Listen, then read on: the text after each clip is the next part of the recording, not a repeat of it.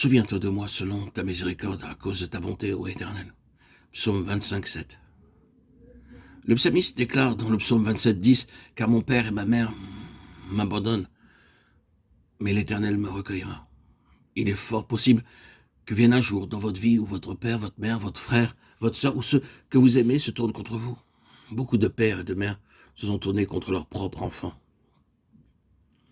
Mais Dieu affirme que malgré l'abandon dont vous serez l'objet de la part de vos parents, il ne fera jamais cela. Ne regardez pas vous-même. Peu importe qui vous êtes ou la grandeur et la honte de vos péchés. Peu importe si vous avez failli envers Dieu depuis votre nouvelle naissance. Voulez-vous dire cela devant Dieu? Seigneur, souviens-toi de moi. À qui irai-je? Tout mon espoir est en toi seul. Ô Seigneur, souviens-toi de moi. Vous verrez que cette simple prière vous rapprochera de Dieu et Dieu s'approchera de vous. Considérez encore ce même verset d'après le psaume 106, 4. Le psalmiste dit « Éternel, souviens-toi de moi ». Puis il poursuit « Souviens-toi de moi » selon la faveur que tu témoignes envers ton peuple.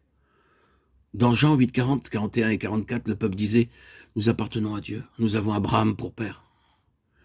Mais le Seigneur Jésus leur rappela « Non, vous n'êtes pas le peuple de Dieu, vous avez pour père le diable ».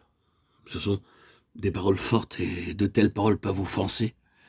Mais nous devons nous souvenir que ce ne sont pas les paroles d'un homme, elles furent prononcées par le Seigneur Jésus-Christ. À quel groupe appartenez-vous? Je ne parle pas ici de votre nationalité, votre profession, votre richesse, votre connaissance biblique, votre renom ou votre popularité. Êtes-vous du peuple de Dieu ou appartenez-vous au second groupe? Ce n'est qu'en recevant la vie divine que vous ferez partie de la famille de Dieu.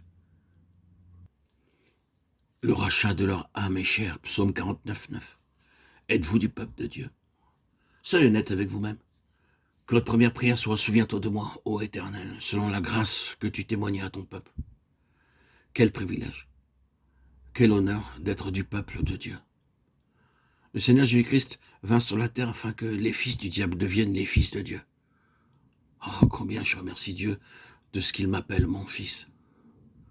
Ce n'est qu'en recevant la vie de Dieu, la vie éternelle et spirituelle, la vie divine et nouvelle, que vous devenez un enfant de Dieu. Alors, vous recevrez aussi sa faveur divine, sans même la demander.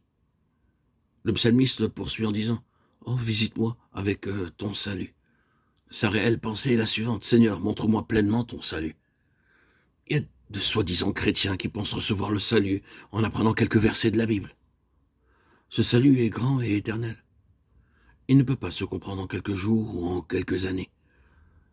Cela prendra l'éternité même pour connaître pleinement Christ.